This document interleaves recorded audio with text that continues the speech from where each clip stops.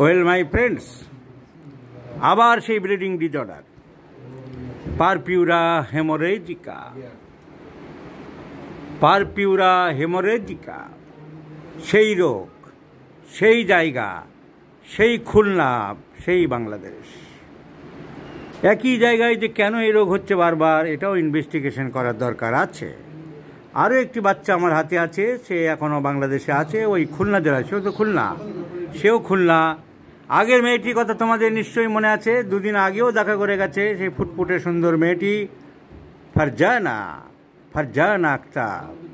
এসছে আরেকটি মেয়ে, ফারজানারই বন্ধু, পাশাপাশি থাকে, ফারজানার থেকে একটু ছোট, এর নাম মোহনা আক্তার, বয়স 13 বছর, খুলনা। এরও সে আঁকি। এই ছবি দেখো, কি বিভৎস ছবি, সবাইকে দেখাচ্ছি আমি। এই ঠোঁট পেটে রক্ত বেরোচ্ছে। মোহনা আক্তার, নদী যেখানে মেশে সাগরে তার নাম মোহনা, তো মেয়েটির নাম মোহনা।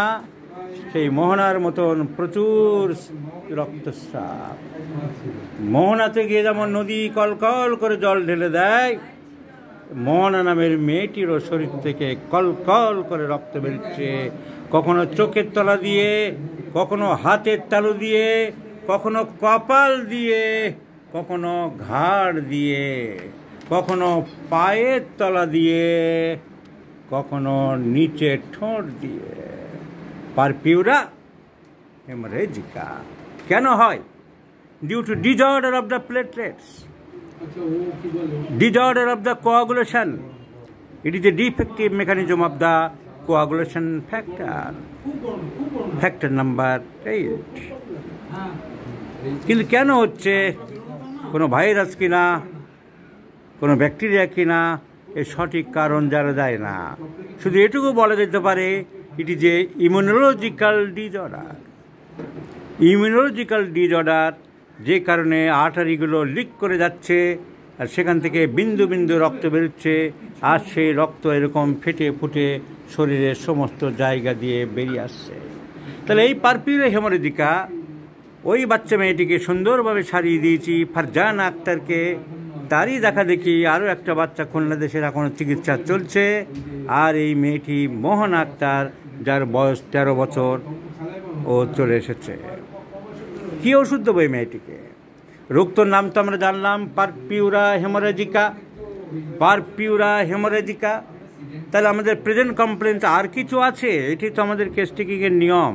হ্যাঁ আছে, জানা গেল, লিখেছে ডাক্তারেরা, burning palm and soles at night, রাতের বেলা হাতের তলা পায়ের তলা জ্বালা করে। ইউরিনেশন ইনভলেন্টারি ডিউরিং স্লিপ, যাকে বলা হয় বেড ওয়েটিং। ওর বয়স 13 বছর হলেও ওর বেড ওয়েটিংটা এখনও গেল না, এখনও মাঝে মাঝে ইনভলেন্টারি ইউরিনেশন অ্যাট নাইট পাওয়া গেছে। শি ইজ কনস্টিপেটেড, পায়খানা রোজ করে না, কনস্টিপেটেড।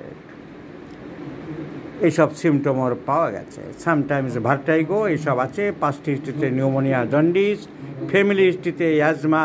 আর আসল যে সিমটমসগুলো আমাদের দরকার, যে হোমিওপ্যাথিক জেনারেল সিমটমস, সেখানে বলছে, সেখানে যা যা এখানে লিখেছে আমাদের জুনিয়র ডাক্তারবাবুরা, তার থেকে আমি জিস্ট করে এখানে লাল কালি দিয়ে লিখলাম, সেখান থেকেই বরং পড়ে দেখাচ্ছি। তাহলে রোগটার নাম হলো পারপিউরা হেমোরেজিকা। এটাকে বলা যেতে পারে haemorrhagic diathesis. Diathesis, what is diathesis? Diathesis means a tendency, প্রবণতা, এ সাসেপ্টিবিলিটি অ্যান্ড ওয়াকারিং, হতে থাকে, সর্দি কাশি প্রায় লেগে থাকে, তাকে বলা হয় টিউবারকুলার ডায়াথেসিস। সর্দি খুব বেরোতে থাকে, তাকে বলা হয় ফ্লেগমেটিক ডায়াথেসিস। তো ডায়াথেসিস, রক্ত বেরোনোর প্রবণতা, haemorrhagic diathesis. Desire for ice cream, মেয়েটি আইসক্রিম খেতে খুব ভালোবাসে। ফিয়ার অফ ডার্কনেস, অন্ধকারের ভয়, ভূতের ভয়, বজ্রপাতের ভয়। রাগ বেশি, কিন্তু বুঝালে ওনার রাগ চট করে কমে না, গোঁ ধরেই থাকে। উইপিং ডিসপোজিশন, সহজে কান্নাকাটি করে। চিলি পেশেন্ট, শীত বেশি। এগুলো বলছি ঠিক মিলছে কিনা বলবে, না মিললে জানাবে। এইগুলোই আমরা লিখেছি। শীত বেশি, bathing prefers for a long time, অনেকক্ষণ ধরে চান করতে চায় বা গোসল করতে চায়। পিপাসা কম, থার্স্টলেস, পিপাসা বেশি নেই। বার্নিং পাম অ্যান্ড সোল, হাতের তলা, পায়ের তলা এবং শরীরের অন্যান্য পোর্শন মাঝে মধ্যে জ্বালা করে। মেনার্কি আর্লি, কারণ ওর পিরিয়ড অলরেডি আরম্ভ হয়েছে। And this is the 4th term, 4 মাস ধরে ব্লিডিং চলছে, মেনস্ট্রুয়েশন। সো মেনার্কি খুব লেট বলা যাবে না, 13 বছর বয়সে আরম্ভ হয়ে গেল। টাং ড্রাই, জিভ শুকনো আছে। মেনস্ট্রুয়েশন 4 মাস চলছে, মাঝে মধ্যে ব্যথা হয়, আর ব্যথার সময় তার শীত শীত ভাব করে। আর জিভটা দেখলাম ড্রাই টাং। বাচ্চা আবার জিভ দেখাও, বড় করে বের করো বাঘের মতন। খুলনা জেলার পাশেই তো সুন্দরবন, তাহলে তুমি তো বাঘের মতন বের করো বড় করে। সো টাং ড্রাই, বড় টাং ড্রাই, ড্রাই টাং। আর মাথাটা সবসময় নিচু করে বসে আছে, লাজুকতা, ব্যাশফুলনেস। বাড়িতে কি এরকম লাজুকই থাকে সব সময়, না একটু ছটফট করে বেড়ায়, সবার সাথে কথা টথা বলে? এইখানে মেয়েটা কেন এরকম করছে? আমার তো খুব রাগ হচ্ছে গো। মাথা নিচু করে বসে আছে, মোটে তুলছে না মাথা। তাহলে এই মেয়েটির জন্য কি প্রেসক্রিপশন করা যেতে পারে? রোগটার নাম হেমোরেজিক ডায়াথেসিস, রোগটার নাম পারপিউরা হেমোরেজিকা। পারপিউরা হেমোরেজিকা পরীক্ষায় পাশ করার জন্য সবাই যেমন কলেজের পরীক্ষার সময় লাস্ট মোমেন্টে বই দেখে, আমাদের ডাক্তারবাবুরা লাস্ট মোমেন্টে রেপার্টরি দেখে চলেছে। ওই যে তাড়াতাড়ি করে রেপার্টরি গুটিয়ে ফেললো আমার পড়ার আগে। তো পাস্ট হিস্ট্রি তেমন কিছু উল্লেখযোগ্য নেই। ফ্যামিলি হিস্ট্রিতে asthma, heat cold relation, chilly, শীত বেশি। সবাই ভালো করে ভাবো, হিট কোল্ড রিলেশান, শীত বেশি। হেমারেজিক ডায়াথেসিস, খাবার দাবারের মধ্যে আইসক্রিম পছন্দ করে, আইসক্রিম পছন্দ করে, ঠান্ডা জল পছন্দ করে, ভয়, অন্ধকারের, ভূতের, বজ্রপাতের। মানসিক লক্ষণের মধ্যে আরও আছে রাগ বেশি। রাগ বেশি, কথা কথা খুব রেগে যায়, রাগ বেশি। কিন্তু বুঝালে রাগ সঙ্গে সঙ্গে কমে না, অনেকটা পরে কমে, অনেক পরে, সঙ্গে সঙ্গে কমতে চায় না। কি করে? জেদ ধরে থাকে, গোঁ করে বসে থাকে। আরো রাগ বেড়ে যায়। রাগের কথা বললে আরো রাগ বেড়ে যায়। তাহলে মেয়ের মুখটা সবাইকে দেখাতে হবে, এই দেখো সেই মেয়ে, এই দেখো সেই মেয়ে। রাগের কথা, রাগে গেলে রাগ আরো বেড়ে যায়, বুঝালেও কমে না। তাহলে consolation aggravates, bathing prefers for a long time. ন্যাট্রামিউরের কিন্তু অনেক সিমটম পাওয়া যাচ্ছে। রাগ বেশি, রাগের সময় বুঝালে রাগ আরও বেড়ে যায়। চিলি পেশেন্ট, শীত বেশি। Consolation aggravates,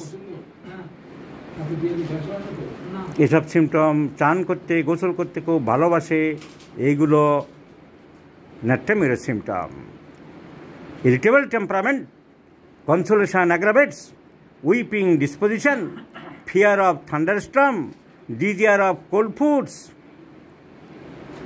ন্যাট্রামিউর। আবার যদি পালসিটরে ধরে যায়, মেয়েটা একটু লাজুক বড্ড বেশি, এমব্রেগেরিসিয়া ব্যারাইটেকার পালসেটিলা, লাজুকতা, ব্যাশফুলনেস। জিভ দেখলাম ড্রাই আছে, টাং ড্রাই। মেনস্ট্রুয়েশনের সময় ব্যথা হয়, আর ব্যথার সময় শীত শীত ভাব থাকে। Chilliness during pain, pulsatilla. Tongue dry, pulsatilla. Thirstless, pulsatilla, thirstless, pulsatilla.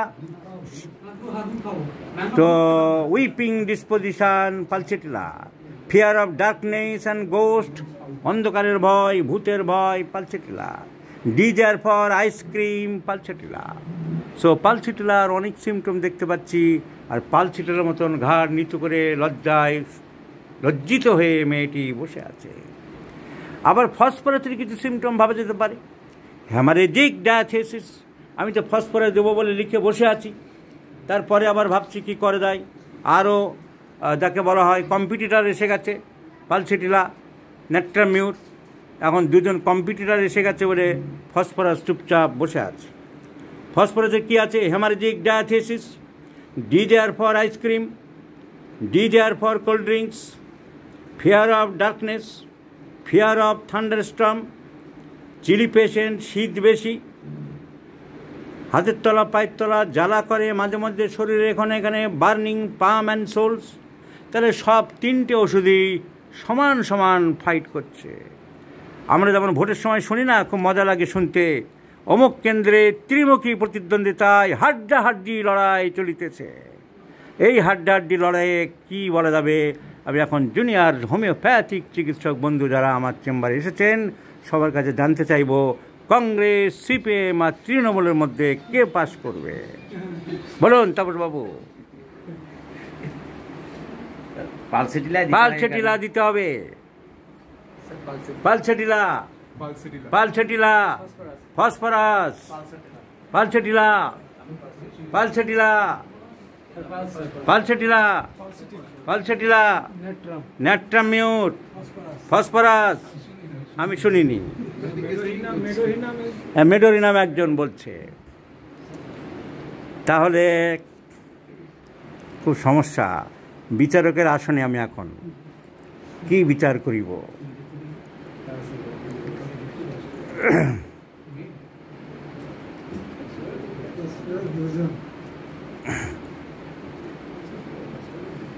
আমি চিন্তা ভাবনা করে ফসফরাসের পক্ষেই বেশি সমর্থন করছি এবং ফসফরাসই প্রথম প্রেসক্রিপশন করতে চাইছি। তার কারণ পালসেটিলা কন্ট্রাইন্ডিকেট করছে। আমি ফেভারের পয়েন্টগুলো বলেছিলাম, এবারে ডিসফেভার বা কন্ট্রাইন্ডিকেশন পয়েন্টগুলো দেখাচ্ছি। পালসেটিলা সাধারণত লেট মেনার্কি, এর খুব তাড়াতাড়ি মেনার্কি হয়ে গেল, হতে পারে সেটা আলাদা, হবে না তা বলা যায় না। আর্লি মেনার্কি হয়ে গেল মেয়েটার রাগ বেশি, রাগের সময় বুঝালে রাগ আরও বাড়ে। এর এত বড় একটা মেন্টাল সিমটম পালসেটিলা কন্ট্রাইন্ডিকেট করছে। বাচ্চা মেয়ে বাবা মা করে বোঝাবে বাবা মা, কিন্তু আরও জেদ বেড়ে যাচ্ছে, সেটা বরং ন্যাট্রামিউরের দিকে চলে গেল, পালসেটিলা কন্ট্রাইন্ডিকেট করলো। মেনার্কি আর্লি চলে এসছে, পালসেটিলা কন্ট্রাইন্ডিকেট করলো। এই দুটো সিমটম পালসেটিলা কন্ট্রাইন্ডিকেট করছে। হেমারেজিক ডায়াথেসিস পালসেটিলা আছে, কিন্তু ক্লিনিক্যাল এক্সপিরিয়েন্সে আমরা দেখি phosphorus is more important than pulsatilla, তাই আমি পালসেটিলাকে সরিয়ে দিলাম। ন্যাট্রামিউরের অনেক সিমটম আছে, কিন্তু মেন যে বেসিক সিমটম হেমারেজিক ডায়াথেসিস তার ন্যাট্রামিউর কভার করে না, ন্যাট্রামিউর কভার করে না। তাই বেসিক সিমটম যেখানে নেই ন্যাট্রামিউরকে আমি খুব গুরুত্ব দিলাম না। তাছাড়া রোগীর পিপাসা কম, ন্যাট্রামিউরের আরও কন্ট্রাইন্ডিকেশন হলো পিপাসা কম এবং ডিজিজের সাথে, ডিজিজ সিমটমসের সাথে কোনো সম্পর্ক খুব একটা নেই। এছাড়া ন্যাট্রামিউরের অনেক সিমটম ছিল। হেমারেজিক ডায়াথেসিস এই তিনটে ওষুধের মধ্যে সবথেকে বেশি clinically verified phosphorus. Number one, burning, another great physical symptoms, physical general burning. এইটুকু মেয়ে বার্নিং বুঝতে পারছে, যেটা অল্প বয়সে বোঝার কথা নাই যে আমি সেন্সেশন অফ ফিলিং বার্নিং, ও নিজে বলছে burning sensation in the inner part of the females vagina and palms and soles is the important symptom of phosphorus. Sorry, desire for ice cream pulsatilla ছিল, ফসফরাসে আছে, কিন্তু ফিয়ার অফ থান্ডারস্টর্ম পালসেটিলাই নেই, সেটা phosphorus এবং ন্যাট্রামিউরে আছে। তাহলে আমি ফসফরাস পেয়ে গেলাম। So burning in palms and soles, haemorrhagic diathesis, desire for ice cream, fear of darkness, fear of thunderstorm, chilly patient, all covered by phosphorus. এখন ন্যাট্রামিউর বা পালসেটিলা দিলে যে কাজ হবে না তা বলবো না, হয়তো কাজ হতে পারে, হয়তো অনেকটা হবে, কিন্তু এগুলো আমাদের হাতে থাকলো যেহেতু অনেকগুলো রুব্রিক কভার করছে। ফার্স্ট মেডিসিন ফসফরাস দিয়ে আরম্ভ করা যাক বলে আমার অভিমত। কারণ ন্যাট্রামিউরের মেন কন্ট্রাইন্ডিকেশান হলো ডিজিজ সিমটম, এত বড় একটা ডিজিজ সিমটম হেমারেজিক ডায়াথেসিসকে কভার করছে না। পালসিটিলার মেইন কন্ট্রাইন্ডিকেশন হলো রাগের সময় বুঝালে রাগ কমছে না, আরও বেড়ে যাচ্ছে। So that's why I have preferred phosphorus. So phosphorus is given in 50 millismol scale of potency and let's see the result. আরও দুটো ওষুধ আমাদের হাতে থাকলো, পরে চিন্তা ভাবনা করবো নেট্রামিউর অ্যান্ড পালসিটিলা। যা অনেকগুলো, আর কোনো ওষুধ আসছে না, এই তিনটে ওষুধের লড়াই হচ্ছে, কিন্তু ফসফরাস দেওয়ার পরে কী রেজাল্ট হলো আমরা জানাবো। তোমার মেয়ের কেসটা আমি ডাক্তারদের শেখানোর জন্য ভিডিও করলাম তোমার পারমিশন নিয়ে, তোমাকে অসংখ্য ধন্যবাদ জানাই। তোমার মেয়েকে আরোগ্যের জন্য আমরা যত সম্ভব চেষ্টা করছি, আশা করি উপরওয়ালার কৃপায় তোমার মেয়ে সুস্থ হয়ে যাবে।